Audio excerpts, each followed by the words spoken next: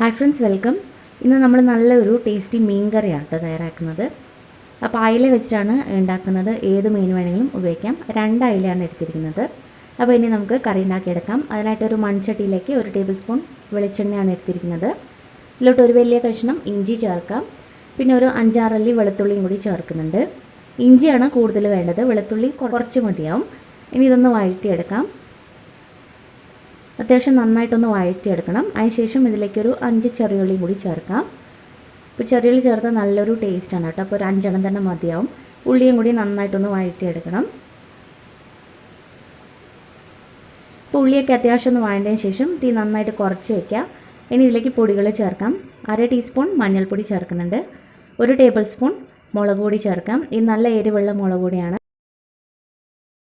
ഇനി 2 table spoon Kashmiri chilli പൗഡറും കൂടി ചേർക്കാം.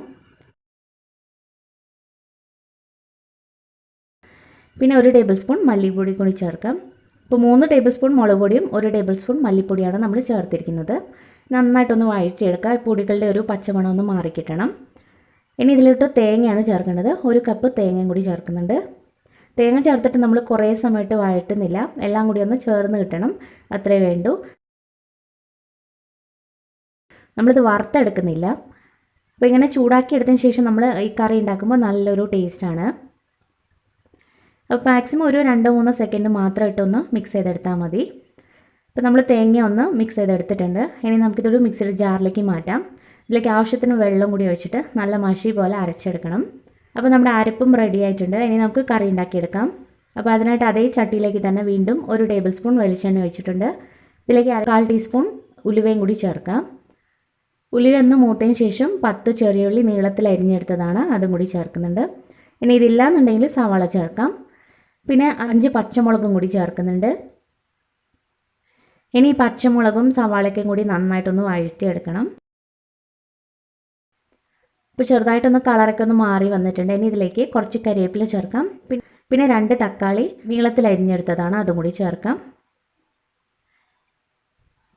ഇത് ചെറിയ തക്കാളിയാണ് കേട്ടോ, അതുകൊണ്ടാണ് 2 എണ്ണം എടുത്തത്.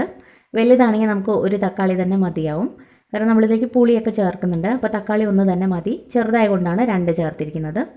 പിന്നെ തക്കാളി ചേർത്ത് കുറേ സമയത്ത് വഴറ്റേണ്ട ആവശ്യമില്ല. ഒരു 2 സെക്കൻഡൊക്കെ ഒന്ന് വഴറ്റിയെടുത്താൽ മതി.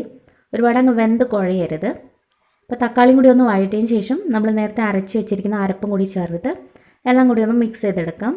അപ്പോൾ തേങ്ങയൊക്കെ നമ്മൾ നേരത്തെ ചൂടാക്കിയ കാരണം തന്നെ കുറേ സമയത്ത് നമ്മളിത് മിക്സ് ചെയ്യേണ്ട ആവശ്യമില്ല. എല്ലാം കൂടി ചെറുതായിട്ടൊന്ന് മിക്സ് ചെയ്ത് കൊടുത്താൽ മതി. അപ്പോൾ നമ്മൾ അത്യാവശ്യം അതൊന്ന് മിക്സ് ചെയ്തെടുത്തിട്ടുണ്ട്. ഇനി ഇതിലേക്ക് ആവശ്യത്തിന് വെള്ളം ഒഴിക്കാം. അപ്പോൾ അതേ ജാറിലേക്ക് തന്നെ കുറച്ച് വെള്ളം കൂടി ഒഴിച്ചിട്ട് നമുക്കിതിലേക്ക് ഒഴിച്ചു കൊടുക്കാം. ഇപ്പോൾ കറിക്ക് ചാറ് എത്രയാണോ വേണ്ടത് നോക്കിയിട്ട് അതിനനുസരിച്ച് ചേർത്താൽ മതി. ആദ്യം തന്നെ ഒരുപാടങ്ങ് വെള്ളം ഒഴിക്കരുത്, കുറച്ച് ചേർത്താൽ മതി. പിന്നീട് വേണമെങ്കിൽ നോക്കിയിട്ട് ചേർത്താൽ മതിയാവും. അപ്പോൾ ഇതൊന്ന് മിക്സ് ചെയ്ത് നോക്കുക.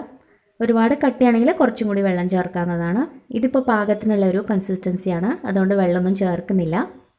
ഇനി ഇതിലേക്ക് ഒന്നെങ്കിൽ നമുക്ക് വാളംപുളി ചേർക്കാം, അല്ലെങ്കിൽ കുടംപുളി ചേർക്കാം.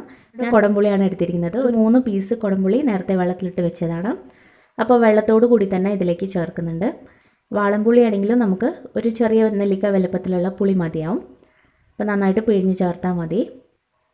ഇനി ഇതിലേക്ക് നമ്മൾ ഉപ്പ് ചേർത്തിട്ടില്ല, അപ്പോൾ കറിക്ക് ആവശ്യത്തിനുള്ള ഉപ്പും കൂടി ചേർക്കാം. ഇനി കറി നന്നായിട്ടൊന്ന് തിളയ്ക്കണം. തിളച്ചതിന് ശേഷം വേണം മീനും കൂടി ചേർക്കാനായിട്ട്. ഇത് തിളച്ചതിന് ശേഷം ഇതിൻ്റെ ടേസ്റ്റ് ഒന്ന് നോക്കാം. ഉപ്പോ പുളിയോ പോരാൻ തോന്നിയാൽ അതിനനുസരിച്ച് അഡ്ജസ്റ്റ് ചെയ്യണം. ഇനി നമുക്ക് മീനും കൂടി ചേർക്കാം. മീൻ ചേർത്തതിന് ശേഷം ഒരു മീഡിയം ഫ്ലെയിമിലിട്ട് നമുക്കൊന്ന് വേവിച്ചെടുക്കാം.